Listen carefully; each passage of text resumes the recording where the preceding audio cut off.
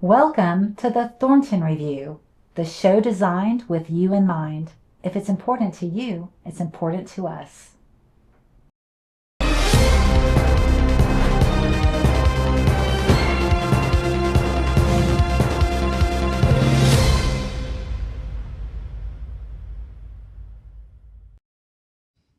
Stan McDaniels was born in Tallahassee, Florida in 1983. He was raised in Pensacola, Florida, and attended UWF, where he received degrees in building construction and business. Stan is a constitutional warrior for making history by successfully challenging and helping to overturn Florida's open carry ban through the landmark case McDaniels versus the state of Florida. On July 4th, 2022, Stan was arrested for wearing a holstered weapon in public. The court ruled that the ban on open carry violated the Second Amendment under the Supreme Court's Bruin standard, which requires gun laws to align with historical tradition. In McDaniels versus the state, Florida's First District Court of Appeals ruled that the state's ban on openly carrying firearms unconstitutional effective September 25th, 2025. Law-abiding citizens over 18 can now openly carry firearms in most public spaces. Since winning the case, Stan has continued his fight for constitutional rights by filing 6 additional appeals aimed at challenging Florida's red flag laws. He has also served the Gulf Coast community through storm cleanup efforts and joined the Florida State Guard. Stan is a devoted and loving father to his daughter and 2 sons. His experiences have strengthened his resolve to protect his family and advocate for justice in the legal system.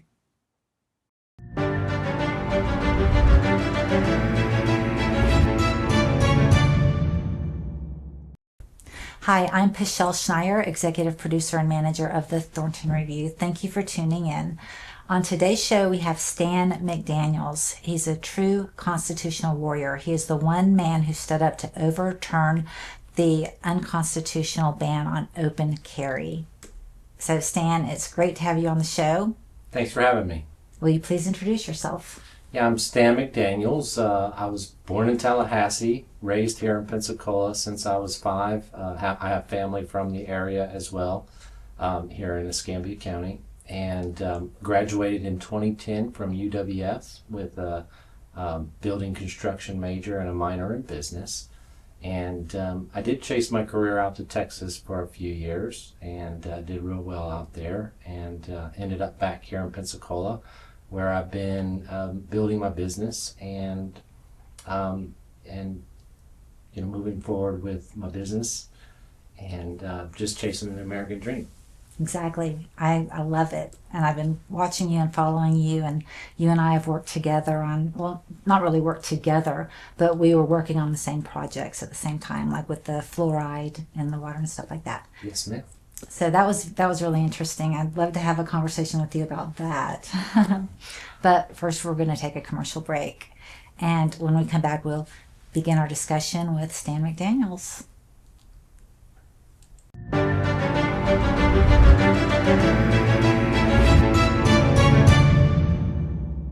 There is no government-funded program that can guide a man's thoughts. Only God can do that.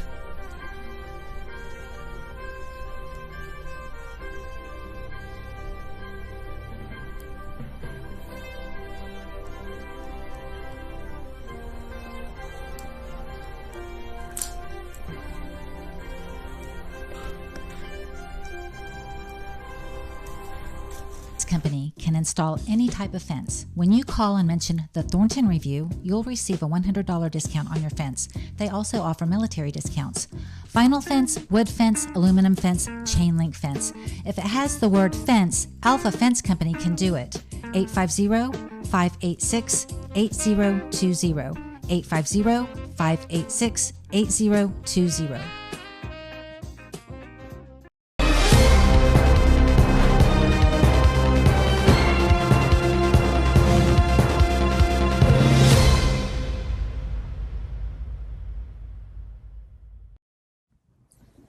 Thank you for tuning in to the Thornton Review. We're going to begin our discussion with Stan McDaniels about the open carry ban. So, Stan, thank you for coming on the show. I've known you for a few years, and I knew you when you got arrested for the open carry, and you really made a landmark case out of it. You changed Florida law, which is just huge and phenomenal. So congratulations to you. I'm proud of you, proud to know you, proud to call you my friend, because you made history. Yes, ma'am. So thank you for doing that. Yeah, thank you. It's been a struggle since, but in the end, I don't think there's much I would change, right? Because we have moved freedom a little further here in Florida. Yeah, thanks to you. Yes, ma'am. So, what is the very first spark? What first got you into politics? Well, being an entrepreneur gave me some free time to actually begin to get involved. And I believe the first time I went to a county commission meeting was when I needed some changes on a property that I'd bought in the area. And so I went to ask for the changes to be made on a piece of property. That was when I just moved back. And but then in 2018, I really had some time to start paying attention. And so I started showing up to meetings and speaking up on some things. And, when you start to pay attention, you really start to notice what is happening in your community.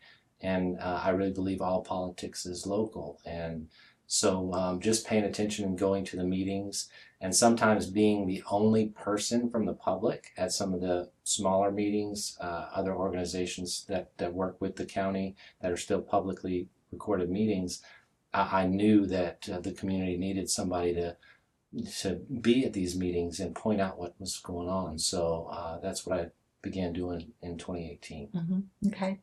So what made you decide to run for county commission?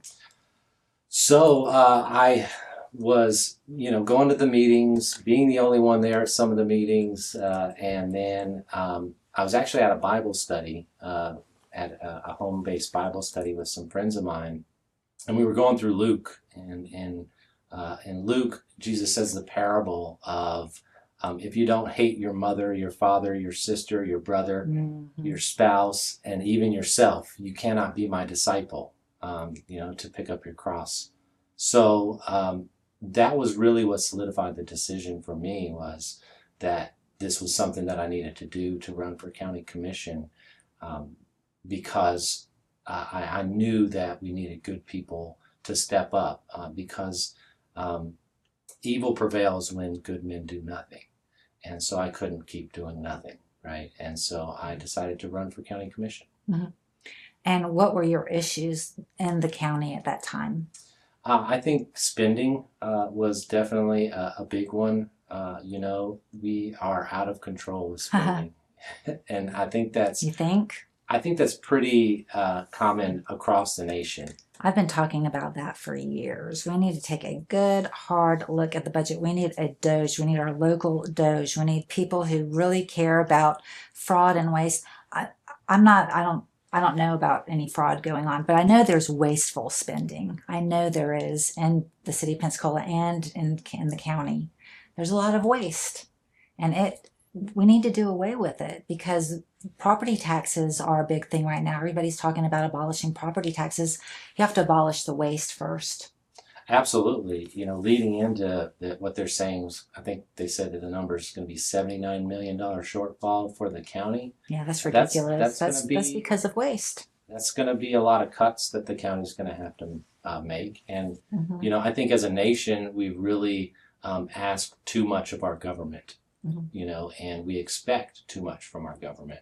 And so we need to start reeling in those expectations on a lot of the different things that we're funding through different NGOs or all these different boards that they create to spend our money in different ways, right? Mm-hmm. And so I like seeing some of the changes that are happening, some of the infighting, if you will, on the budget going on here in Escambia County right now, mm-hmm. because I think it's really important to have these difficult people are starting to take a look at it. Yeah, and the law is there to have accountability, and mm-hmm. if our very elected officials aren't accountable to the law and then we need to change that, and we need to make them accountable to that law.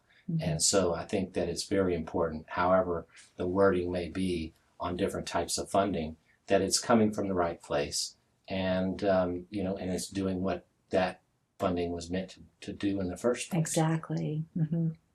So We don't want another Minnesota going on.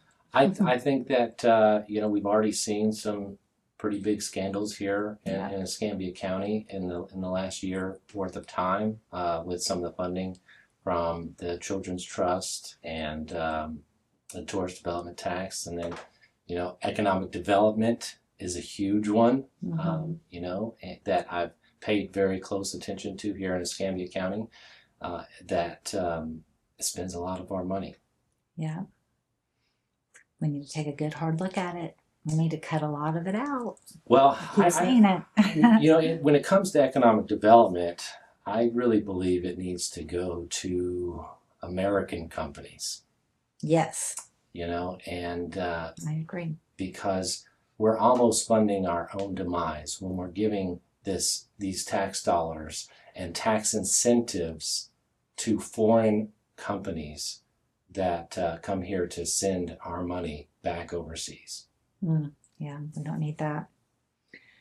So let's get to the open carry and how all of that started. What made you decide to carry openly? Well, the Broom decision had just happened. I haven't been the greatest fundraiser when it comes to politics. It's probably the worst part of politics. I know, right? I just saw Burchett talking about an ad on where he's asking for money, and it is just the worst part of politics is fundraising. And so I knew I had to come up with something different. And so I saw that the Broom decision had come out, and I emailed all the county commissioners, invited them to my open carry protest on the 4th of July in 2022. The courthouse was closed, so I knew that there wouldn't be a big crowd there, and that's why I put it there. And I do believe we need a lot of accountability in our judicial system, right? And so that's the reason I chose that location there at Balin in Maine. And I planned to be there from 9 a.m. to 5 p.m., and I knew that it was illegal in the state of Florida to open carry since 1987. And I was hoping I wouldn't get arrested, but I knew there was a very good possibility that I would.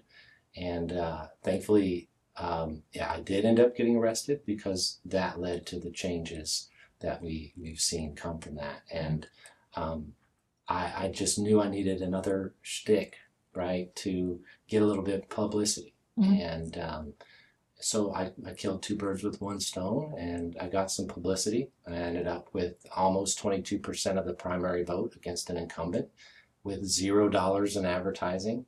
And then I eventually changed the law over 3 years later. So that day on July 4th, 2022, you planned it in advance. Yes, and I did. You emailed people, and it was an open carry protest. That's correct. Okay. Were there other people there protesting with you? Chris Kerb came Okay. by and sat with me for a little while, but it was just me out there open carrying that whole morning and into the afternoon. Until... See, that's what makes you the warrior. When you're a maverick, you decided to do that. Nobody else would do it. Nobody else cared enough or were interested enough in the open carry ban, I guess. Well, I don't think that's particularly true because the previous case was in 2017, and that was Dale Norman, who he got his concealed weapons permit and immediately went and he open carried and was arrested. I forget what county that was in, but that was here in Florida. And the Florida courts ruled that the open carry ban was constitutional back in 2017.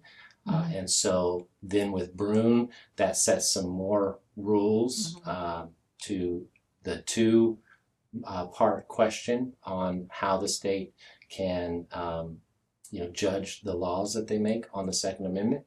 And so that led to the overturning with the New York State Rifle versus Roe. Okay. And so you got arrested, and they put you in jail until you were bonded out. I did an overnight in jail. I wanted to do that so that I could ask for release on my own recognizance. And Judge Smith denied my release on my own recognizance and instead reduced my bond from 1,000 to 500. And so I was able to bond out. And Larry Downs Jr. stood up and came down and bonded me out. And that was, he's been a great friend through all this. And so it's good to have some support through Absolutely. it. And then you went to court. You had a court date over this. Yes. Here locally, obviously. And a big shout out to Chris Crawford here locally. He pro bonoed my case as a lawyer. He said that this is really weird. We're trying to lose, and so that we can win on appeal. And so they filed. So they filed. Yeah, he wanted it to go to the Supreme Court. Well, it wasn't. It was the District Court of Appeal, but okay, gotcha. Yeah, you wanted to lose at the county level so that you could take it up to the appeals court and win at the appeals level. Absolutely. And also a big shout out to Eric Friday with Florida Carry Inc. Man, he's just such a great guy. He was part of the Dale Norman's case back in 2017, and when they lost the open carry challenge. And he was a part of my appeal for that as well. So we lost here at the county level. I was convicted and sentenced to 6 months probation. Okay. And so you didn't spend time in jail. Not on this charge. Good. No. Okay. No. This charge. So you were on probation, and then I went to appeals. Right. So then it went to the appeal. We went to the oral arguments, and that was done in Tallahassee. And you testified? No. Okay. No, I did not testify, but I just wanted to be there for absolutely. the arguments.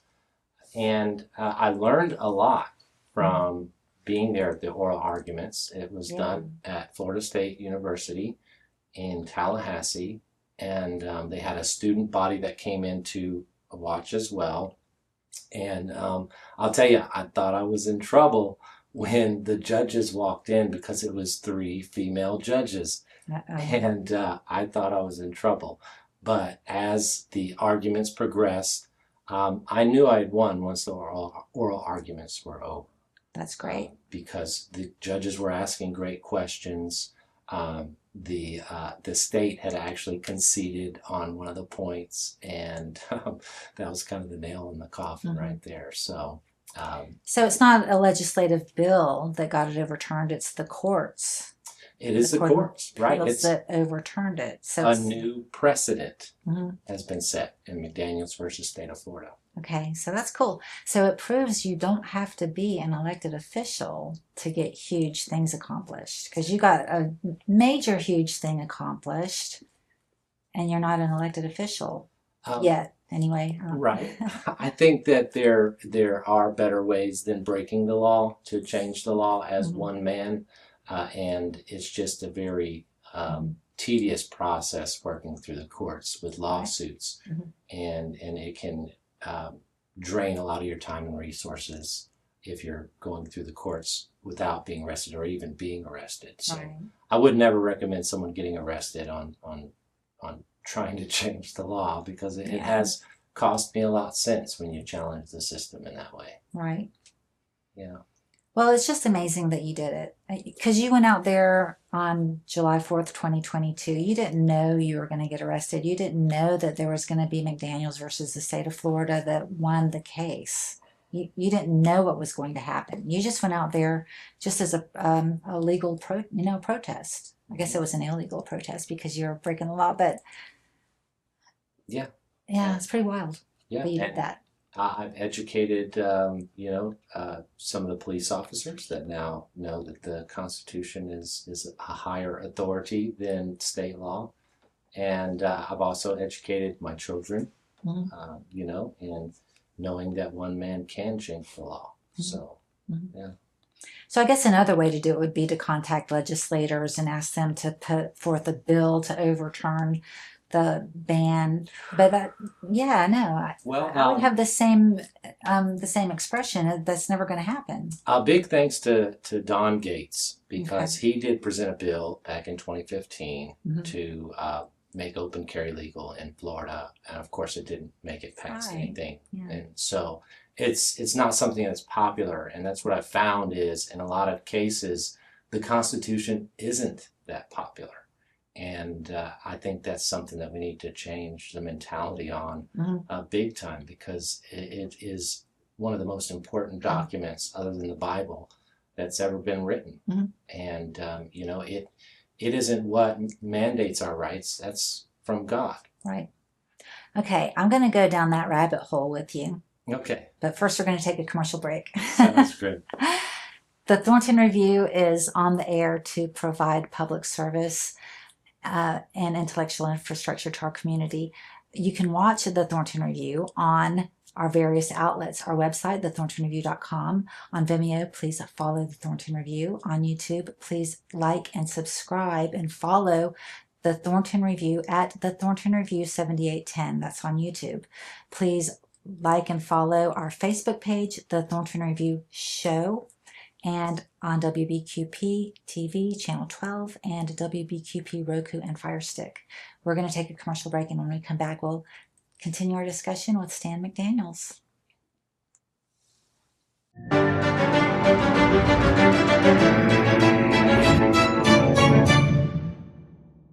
There is no government-funded program that can guide a man's thoughts. Only God can do that.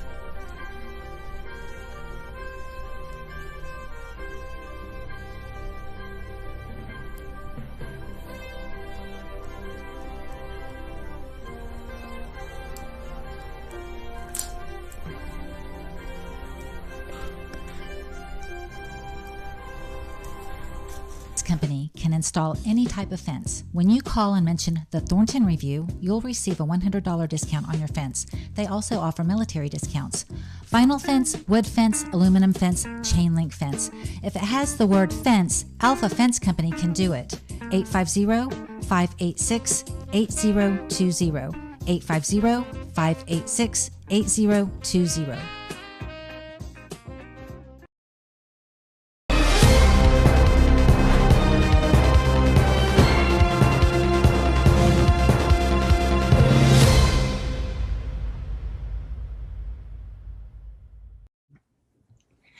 Thank you for tuning in. We'll continue our discussion with Stan McDaniels on open carry and the case that he made a precedent with. And so we're talking about the Constitution. What other constitutional rights are being violated? Is our right to life, liberty, and the pursuit of happiness being violated, like through abortion? And I'm just throwing something out there because I know that you have your own thing that you want to say and talk about, but I just wanted to ask. Yeah, I believe our Constitution is being violated by all 50 states, and that the Fed hasn't been doing its job of keeping the states in check on the laws that they continue to put out that do violate the Constitution. And so we see lots and lots of challenges headed to the Supreme Court. We see states like Virginia even trying to further restrict gun owners' rights, and other states doing the same thing. Florida's been doing a pretty good job, but under Rick Scott and Pam Bondi here in Florida, when Rick Scott was governor and Pam Bondi was the attorney general, we saw more restrictions come in place under the red flag laws in Florida. And the Rahimi case from the Supreme Court, Rahimi was not a good guy. He was out of Texas, and he had a restraining order put on him. The Supreme Court has ruled that restraining orders are constitutional in some form or fashion, but the case was brought by a public defender. And so it wasn't brought correctly. They brought what's called a facial challenge, meaning that the whole restraining order law is unconstitutional, and the Supreme Court has ruled that it is constitutional. A lot of the wording in that decision does point to permanent restraining orders being unconstitutional, and the way that a lot of states have implemented restraining orders are unconstitutional. And currently in Florida, we are issuing as many as 60,000 restraining orders a year. Now, there's a lot of crazy people out there in that case. I mean, there dangerous. There are, but we give. But are some of them frivolent, though? Absolutely, especially in divorce cases and stuff like that, especially when it involves custody. In family courts, it can be very frivolous. Yeah. And judges are given a lot of discretion.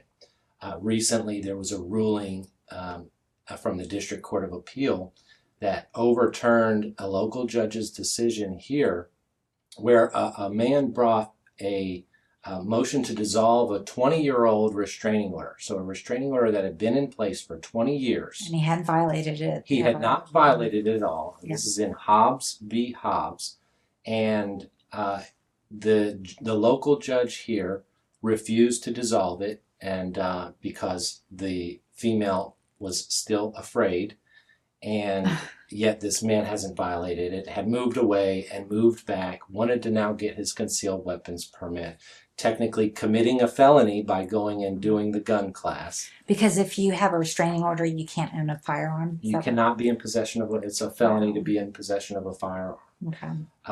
And so he appealed it, and the courts ruled that our local judge abused his discretion, and that was from 2020. And that judge does still sit on the bench. Okay. Is that one of the 6 appeals that you filed? That is one of the 6 different appeals that I've filed in the cases that have been brought against me. I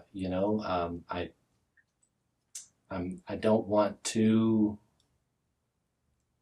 hurt anybody's feelings. Things get really difficult in these types of cases, and I really have to think about my children and what I say publicly about this case, because in the end I want them to still have a loving relationship with their mother. I think that is very important to have both parents. But it has been almost 3 years now since I've seen my sons. Thankfully, I have been able to talk to them on the phone these past 2 weeks, and that has been, it's just filled my heart with joy. They called me on my birthday and sang happy birthday on last month. And so that was just such a joyful moment for me. And I'm looking to the possibility of working out a situation where I can see them very soon. Well, I hope that for you also. I really do. Thank you. I hope that you can grow your relationship with your sons. Yeah. I've invested a lot of love. Spend time with them. I've invested a lot of love, and they deserve a father. Absolutely. I think so too. So what's next? Are you planning on running for any political seat? Or are you just staying very busy in the community? No, because of all the court problems with my family law case, I've spent a little bit over a year in jail since my 2022 open carry case. What I believe is here locally in the Escambia County Jail. What I believe is unconstitutionally and just a malicious abuse of process. By local prosecutors. Wow. I went to the court for help, modifying my custody, and then ended up the one being persecuted. Wow. And so I think that we need to do a better job of family law cases and accountability, because this isn't like this is just a one-off. You have DCF, CPS cases, cases like Joy and her daughter in Santa Rosa County, Joy and Kinley. that's been going viral. Is that the medical freedom? Yes, it is. We have cases like this going through the family courts all the time. And, it's something that we need a lot of watchdogs on. We need more accountability for the judges, the prosecutors, the lawyers defending those who are possibly losing their parental rights. We need a lot more accountability in this area because the NGOs that have been involved seem to be the biggest perpetrators. So you were active in the storm cleanup. Which hurricane was that? Oh, Katrina, all of them? I've been doing storm cleanup probably since Katrina.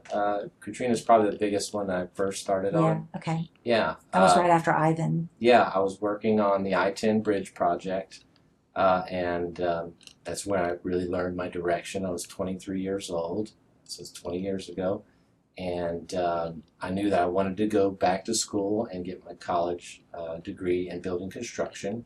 Okay. And so when I saw the opportunity to go, I volunteered 2 months worth of my time to a local missionary in southern Mississippi, in Kill, Mississippi. Okay. And then got a job for a month, came back and went to college, and I've been chasing storms ever since. I love the work. Yeah. You really see community come together after a storm, and people are talking to each other, neighbors are helping neighbors, and it's just, despite all the devastation, you still have a lot of community coming together, and it's just a wonderful thing to be a part of. So I've always enjoyed chasing storms. I've seen that too. Yeah. So what about the Florida Guard? What is the Florida Guard? Not the Army National Guard? Okay, yeah. So you have the Florida National Guard that is, obviously always been in place.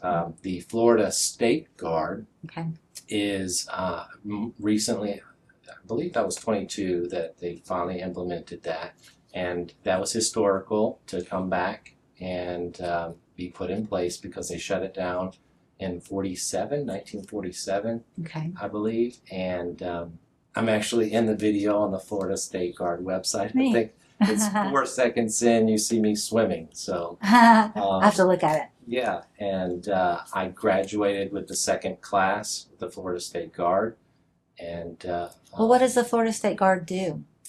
so they help respond to storms and stuff. They actually sent some people up to western North Carolina for Helene, the Hurricane Helene, and all the damage there. They sent. There was a lot of damage there. Oh. That is just wild. I think it's because we're clear cutting the United States, whereas before forests would stop the hurricanes because of all the trees and all the density. The hurricanes would go over land and stop because of forests. Now there's no forests, so the hurricanes just keep going. Yeah, I've heard a lot. They get stronger. I've heard a lot of theories on that, but I'm not going to speculate on why the storms are doing what they're Yeah, doing. they HARP and cloud seeding and all the weather manipulation that you hear about. What can you really know the truth I is know, right? sometimes. I know. But it did a lot of devastation, and Ron DeSantis really stepped up and sent some of our Florida State Guardsmen up there to help with the rescue, and they were able to rescue a lot of people, and they did a really great job. DeSantis sent some out to the border to help with the border when we were having a lot of problems with the border. So that was really important. And so the big difference between the Florida State Guard and the Florida National Guard, to me, is that you don't have to worry about being sent overseas. That you're going to serve other Floridians, and it's a voluntary, thing that you can, volunteer to go to the different things that you get called up for. And you don't have to, you're not like signed up for 8 years in the Florida State Guard, right? Do you have to sign up for a certain amount of time? No, it's completely voluntary. Yeah, okay. So, and they do their training in Camp Blanding in Stark, Florida. And I just think that it's a very great program that is having some problems right now, But I know that they can work those problems out and do better for the state of Florida and America, because you can always, get sent to another state to help with domestic issues. Do you rise through the ranks? Are there ranks in the Florida State Guard? Yeah, that's something I'm not too familiar with, all the ranks. I never was. Is there a uniform? No, yeah, they do have the uniform that you get issued and everything. So we've got quite a few people here from this Northwest Florida that serve, and from all over the state, and it's growing. I think they got a record $100 million funding, Wow. and from what I hear, they want to grow it to 1,500 members. They do a lot of really great training that can, serve a dual purpose. Is it men and women? Or Yes. just men? Yes, it is men and women. What's the training like? How long is it? It was a 3-week training program. Like 8 to 5 for 3 weeks, 5 days a week, 3 weeks? No. You go down to Camp Blanding, you check in at Camp And Blanding. you're in the military, and basically. You're in basic training? You're in I would say a type of boot camp. I don't think Okay. I could compare it to boot camp. Yeah. I don't think it's as hardcore as Right. a normal boot camp, but it does build teamwork. You get to familiarize yourself with a lot of the tools that you'll be using, and then they do a big training session with FEMA and the Florida Department of Emergency Management, and then you do the pod training, the point of distribution for, that's the FEMA training for distributing water, food supplies, Okay. blankets Yeah. after a natural disaster. Okay. Well, that's interesting. Yeah. I didn't even know that Florida had a state guard like that. Well, it is new, and I think that we need to give props to all our locals out there that are serving, because I think that it's a very important responsibility that the state can handle. And as we see changes coming through with FEMA, I think it's going to be really important, and it puts Florida on the cutting edge, on the front edge of these changes being implemented by having their own Florida State Guard. Is there any weapons training? They do have some weapons training, especially if you're in the Special Missions Unit. Okay. Yeah. Oh, so there's different units. Yes. And- yeah. And do you take a test, like the ASVAB test, and they tell you what you're good at? I don't know what changes they've been implementing with that, but I do know they have the air. They have Interesting. the water. Like helicopters? Yeah, they have helicopters and airplanes. They also have the Marine unit, Okay. your pod distribution special missions unit, and then they also have the civilian side, which handles a lot of the management in Tallahassee. Interesting. Yeah. Okay, so that's all neat. Okay. So tell us about when you sat in on the case. What were some of the arguments? When I sat in on oral arguments, the judges were asking questions of, oh gosh, what was the one that the state conceded? That on founding era laws that would, compare to a ban on open carry. And the state really had no standing. There's no comparative law, because unlike today, where I think the majority of people would prefer to conceal carry, concealed carry was thought to be unmanly, and that's actually written in my case that of another case law from the founding era that it was unmanly to conceal carry and think of the unmanly assassination. Yeah. And so it was thought that a real man open carried. So I found that very interesting that we have that ruling from 3 female judges that are saying that it's unmanly to conceal carry. Well, I went to Jim Allen Elementary School. Sure. And when I was in the 5th grade, there was a student, his name was Alex Webster. He got permission to bring his dad's shotgun into the classroom. Wow. Yeah. Nobody thought anything of it. Sure. It wasn't loaded, but he brought the shotgun into the classroom. It's a show and tell. Yeah. Well, it was a training. He was showing the other students how to load it and, how to. My dad taught me. My dad was in Vietnam. So my dad taught me how to shoot when I was in the 4th grade. Sure. So we would go out back and shoot beer cans. Yeah. But it was very military style. My dad taught me military style. I was not allowed to point the weapon, and I had to carry it like an army soldier. Sure. Had to go sit down before I, aimed it at anything, and could only aim it at the target. Sure. Very, my dad he wasn't messing around. He didn't want to get shot accidentally. So he taught me military style in the 4th grade. And then in the 5th grade, Alex Webster brought his dad's shotgun in. Well, I already knew a lot about him. But then Alex's father was doing a class at Tate High School in the evenings, just a short class, like a 1 or 2 day class that anybody could sign up for. I think you had to be 10 years old or older. Okay. And he was teaching children how to use a shotgun. Yeah. Nobody thought anything of it back then. Yeah. I mean, it was a good thing.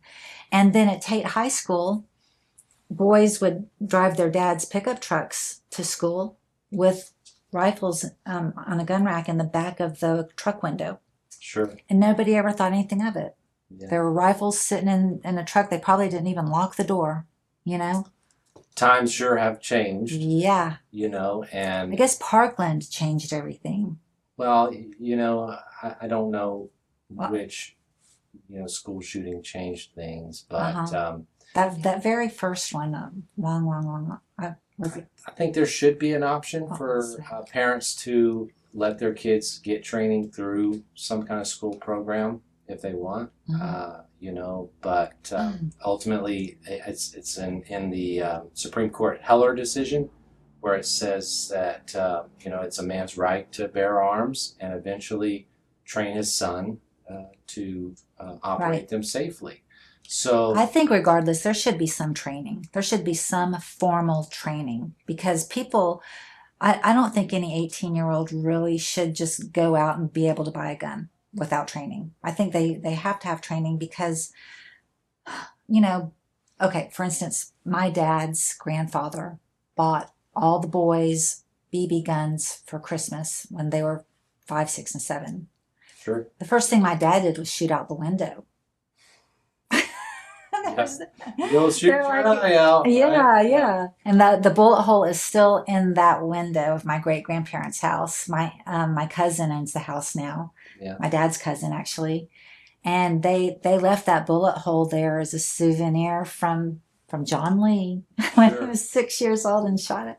Yeah, I got all my children BB guns, and I was sure to show them how to use it and supervise them while they were using it. Because it's really important to teach that, I believe, as young as possible to start teaching firearm safety because, that is one of the number one killers of children is guns, accidental deaths. And so, you need to teach your children, if you're going to be a responsible gun owner, just how serious it is to own and to lock it away when it's not in use. Absolutely. All my guns before they were taken. You can't express enough the importance of keeping it in a gun safe, in a locked gun safe, where the kids' friends can't come in and say, "Oh, what's this?"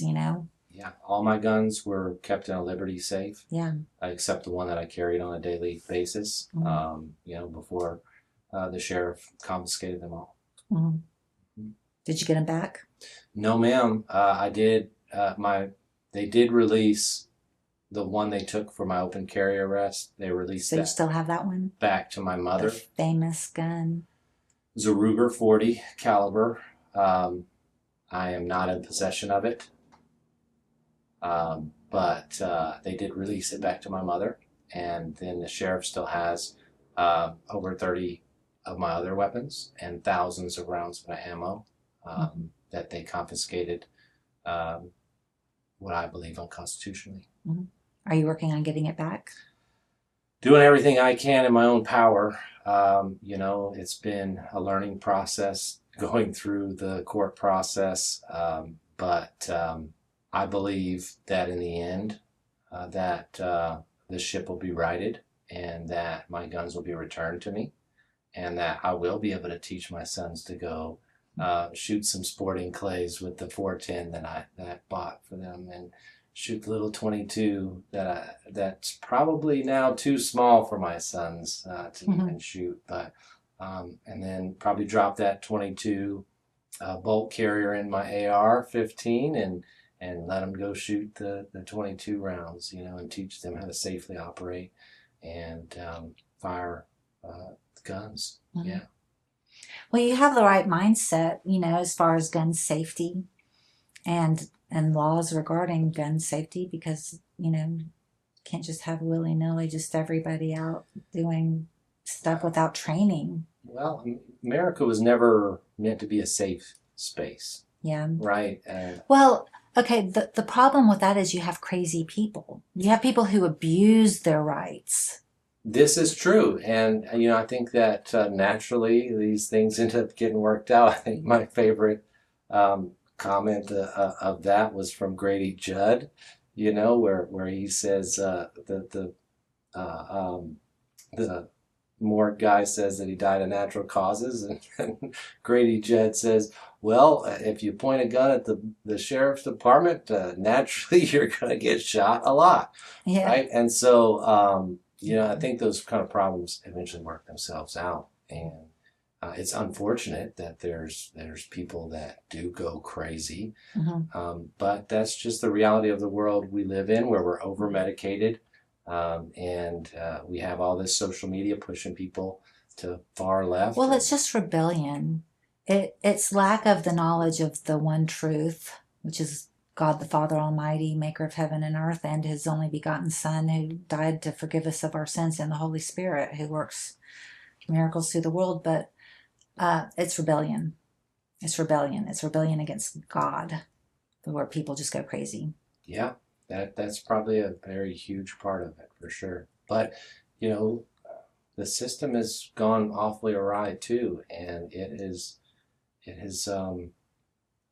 Yeah, because of you have people abusing their rights, and then legislators are like, oh my goodness, this is happening. We have to enact a law taking rights away because they're being abused. Yeah. And so it's the people who abuse their rights are the ones who make the rest of us suffer.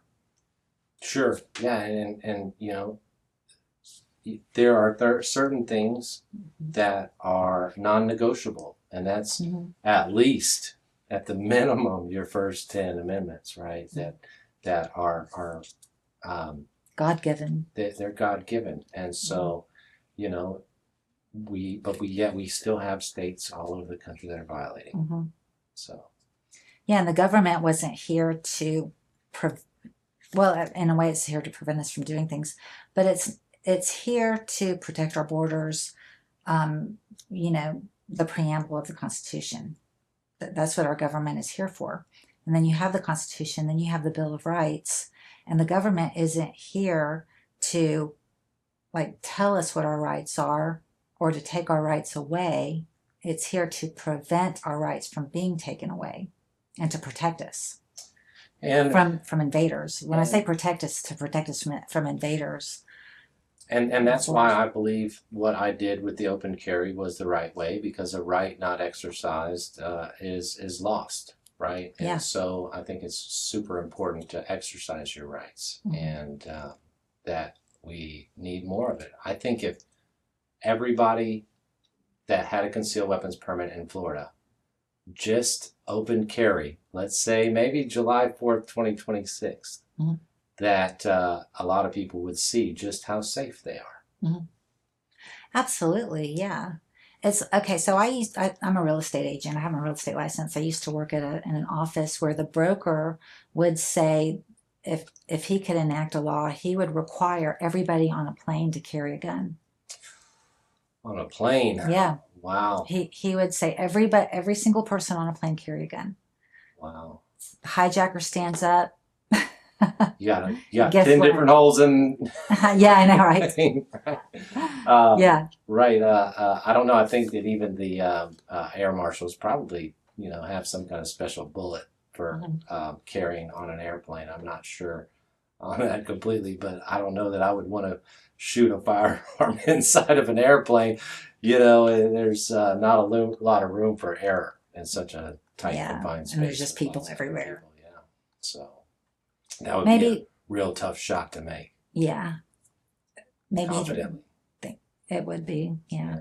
Especially if you have 100 people shooting at the same guy or there. Right. Yeah. That would Yeah. get a little wild. Maybe he didn't think that through before he came up with that.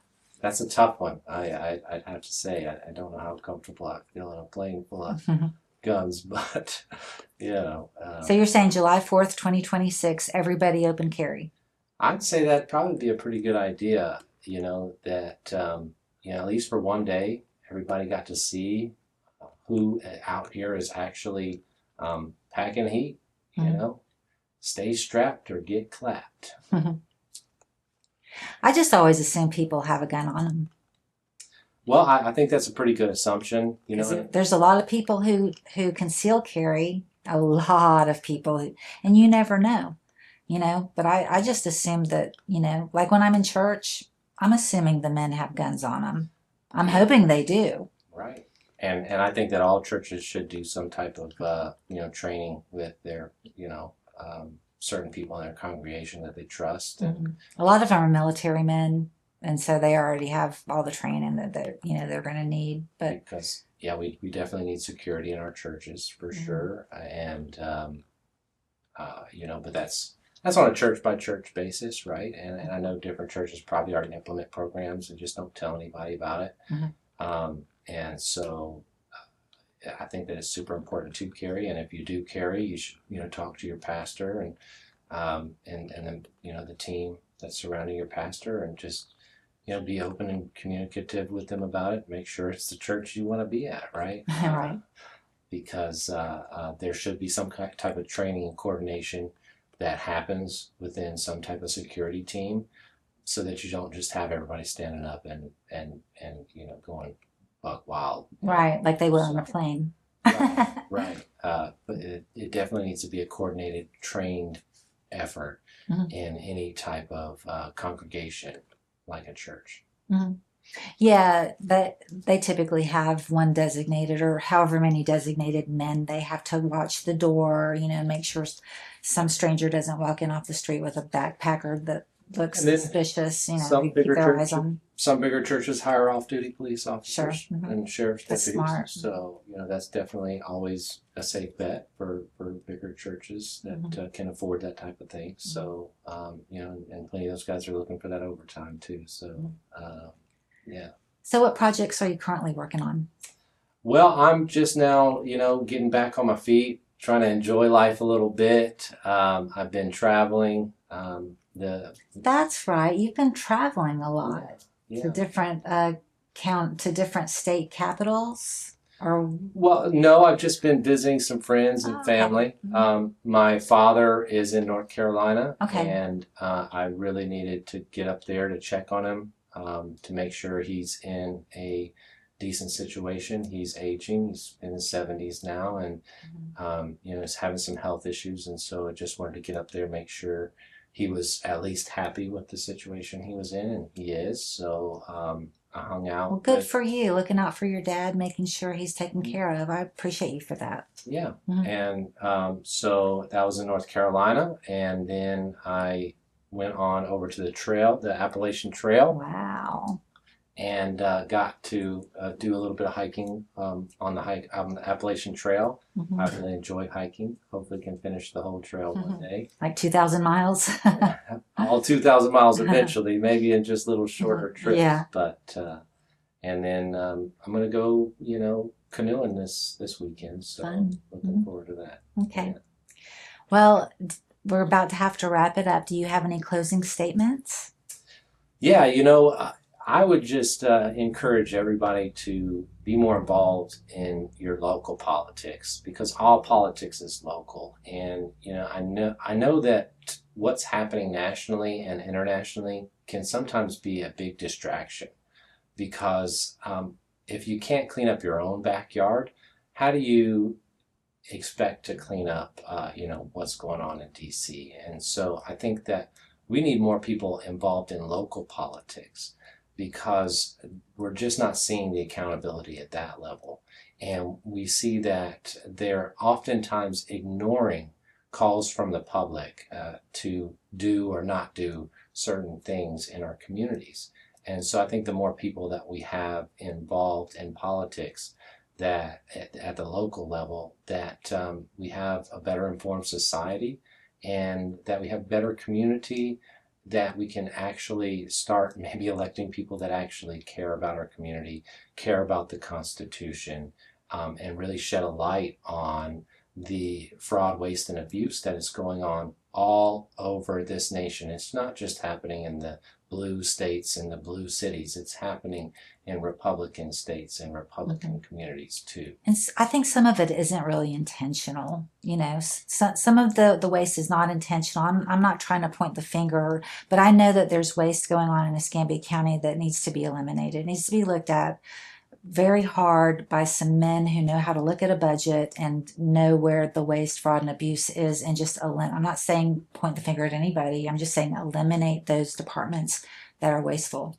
Just get rid of them, and then look at our property taxes, because our property taxes got raised by 3 different angles in 2026. First off, the property appraiser's office reassessed every home in Pensacola, raised the value, so that raised our taxes. That's inflation, and that's really theft of your money. And then the school board voted to raise our taxes, and then county commission voted to raise our taxes. 3 different angles. So our taxes are through the roof. People are being taxed out of their homes. That has to end. It does. And if we looked at the school board budget and the county commission budget, I know that there is a lot of waste that we could do away with, where we wouldn't have to raise our property taxes. And we need to, I know this isn't the topic, but we need to revamp and take a look at how houses are assessed. Yeah. Especially for homesteaders. Homesteads shouldn't pay taxes up to a certain amount. I think it should be grandfathered in. The year you buy your house at the assessed value, it should never go up. If you homestead that house, the year you bought it, you paid $60,000 for that house, and it was assessed whatever percentage you're paying, that should be what you pay every year. Even if the house 20 years later is worth $350,000. I believe if you have a homestead exempt house, you shouldn't have to rent it from the state. That's what I believe, 100%. And it could be done. You never own it if you're having to pay taxes on it every year. Yep, I agree. It can be done. We just have to get rid of the waste, fraud, and abuse. And we can do that. Homesteaders will be happy, good citizens doing what they're supposed to do in the community. So It was great to have you on. Oh, it was so great being here. Thank you so much for having me, Pueschel. Okay, so the Thornton Review is on the air to provide public service awareness and intellectual infrastructure to our community. This show is made possible by Ida Gates Godly Teas LLC, Larry Downs Jr. Plumbing, Alpha Fence Company, and our guest, Stan McDaniels. He is a constitutional warrior. Keep an eye on him. And we want to thank you for watching this episode of the Thornton Review. Bye-bye.